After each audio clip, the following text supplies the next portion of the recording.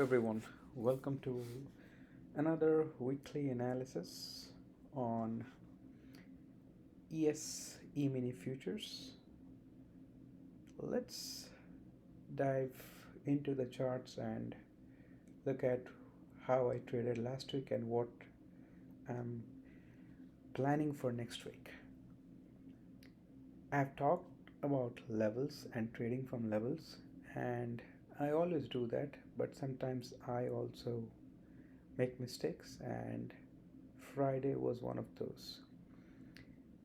Because of Jerome Powell's speech, the market just swung 50, 60 points in 5 minutes, and the whole day just sold off all the way from 42.15, and I think closed somewhere close to 4,043. And I was on the wrong side of the trade. I did not stick with my trading plan of walking away after two losses and kept taking wrong trades from the support and did three wrong trades, which ended up with 50 points of loss. Happens. I had a very good week, but Friday I broke some cardinal rules on my trading rules and principles.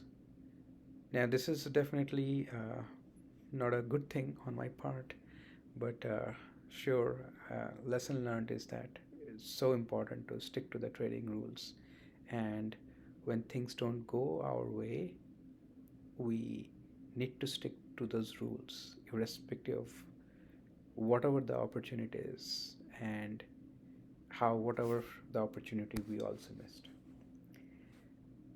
So going into that, I did pretty well beginning half of the week, and was quite green. Lost some of that, but still ended the week in green. So looking into the next week of August 29th, I've already drawn some channels here, and this is a 3-year weekly. As we can see, this bigger channel here is the weekly channel which broke out, and then it got rejected right at the supply levels and a little bit above the supply levels, if you can see, and then that was around the 200 EMA, and now it's heading down towards the bottom of the channel. Let me zoom out here a little bit, and if you look at this trend line here, I'm expecting this one to come around that price, that is 3900, and there is a support here around that area, that is this here, so 3863, that is, let me make sure, yeah, 3855, but I am putting it around that 3875 65 range. Now the other support trend line that I have drawn, let's dive into that by looking at the daily. But before I do that, it was overbought, and now it's starting to go down to the selling side of it, and you can see on the weekly volume, it was a weak volume before and strong top and tail there, and now on the weekly volume it is really around the average volume of close to 7.5 million volume. Looking into the daily, and we can just look at yearly daily. That is the other trend line, if you see on the daily, and Friday just sold off, and things that sell off like this, things that go up vertically fast and vertically down, they usually reverse. So I'm expecting Monday to reverse, but now we are definitely in a bearish trend. And this trend line that we see here, looking at how this, like if the price comes up, I see uh, supply area around 4110, and this will be a little bit more clear if you look here around this area, that's those are the topping tails. So it can be anywhere between 4110 to 4140. That's the supply area. And let's, before we dive into the hourly, because this is still, quite a wide range and we want to make sure where we are. On the daily, it is definitely oversold. And let's jump into 184 hourly. Don't see much change here. And I'll go to 181 hourly. And one thing that I want to do here is make sure that I enable this, the extended hours, and that would show like a little bit more clearly those trend lines that I'm talking about. If you see on the extended hours, you can see that trend line there very clearly. Now, as you can see, there was quite a bit of resistance, support from here coming from the top, bounced, so now it broke that support, so hence that is now turned into a resistance. Will it guaranteed go to that? I don't know, but I would definitely try a short there for sure. On the 180 days 1 hourly, it is definitely oversold, and because of that huge sell-off, I'm expecting it to retest this resistance area, and my plan is to add or start a short into that resistance area.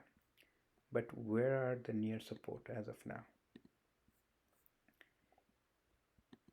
You can see that this area here is a support for sure. So we could see a top intel, had tough time breaking that, got rejected, tried to push through, and in 1 hourly stayed there for a quite long time and then broke out of that area, and that's the trend line breaking out also.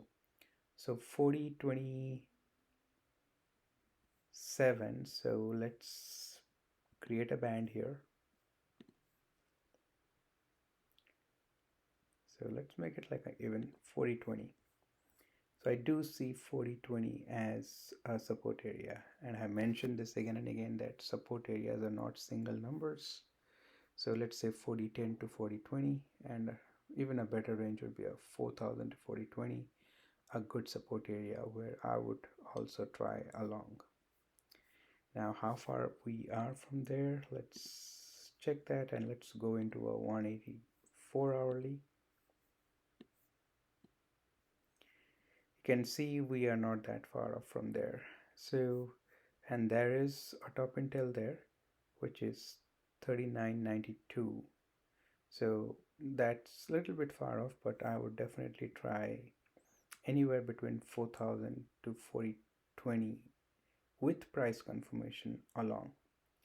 I am now long with a very tight stop. If I get stopped out, I would try a short till that area with confirmation, and then try along from that 4,000 to 4,020 area with confirmation. What do I mean by confirmation? That means, let's say it goes down, tests 40.10 and recaptures this 40.20 area and starts going up. I'll give it a breathing space of maybe 5 to 10 points, and at 40.30 or so get long, targeting at least 41.10. That's what I mean, confirmation. So very simple plan going into next week. Now, obviously, I am bearish now, and the goal is to look at the broader picture here. I don't want to catch a falling knife again, the mistake that I made on Friday. So you can see that's another area, that is 39.15, and 38.74 is also another area, and that comes from the weekly one. To be very precise, it would be 38.22, which would be an area that I would like to cover if I'm on short. So let's draw those areas.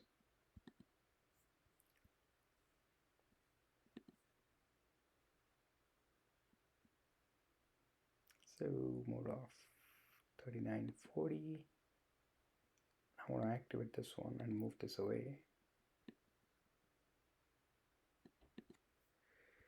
Now this is where the bigger trend line touches the bottom of this bearish channel on the weekly, and that is around 39.10, and that is right at that bottoming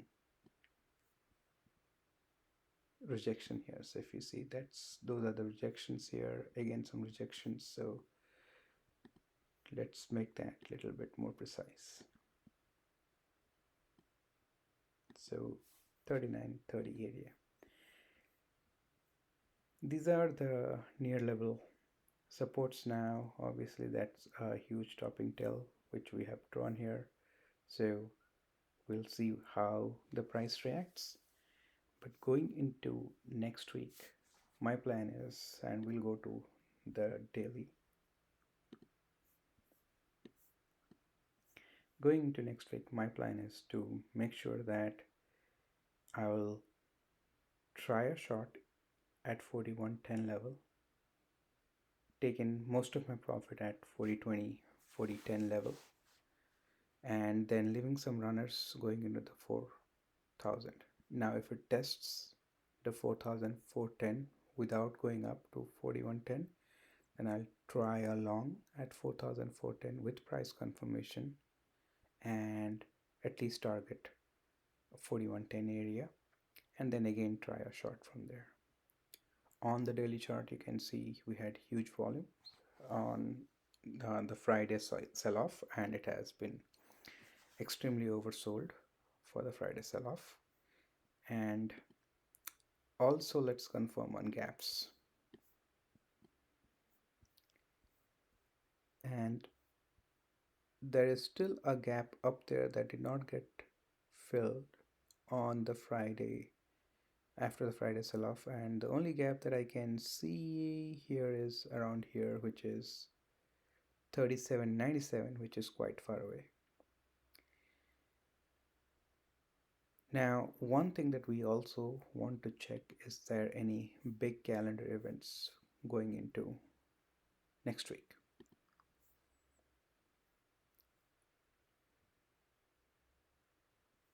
I'm just scanning through the calendar events here to look at what we have, and jobless claims looks to be the big one. So if the jobless claims numbers is within the norm, then nothing much will happen. But looking at what Jerome Powell said, I'm not expecting good number on this one. So I will trade very carefully on September 1st and not make the same mistakes that I made for Friday trading, and be on the right side of the trend, which is currently bearish, and have tight stop losses to make sure that if I'm wrong, I don't lose a lot. That's all I had for ES analysis. As always, keep your stop losses tight, your losses small, and your profit large. Thank you for listening.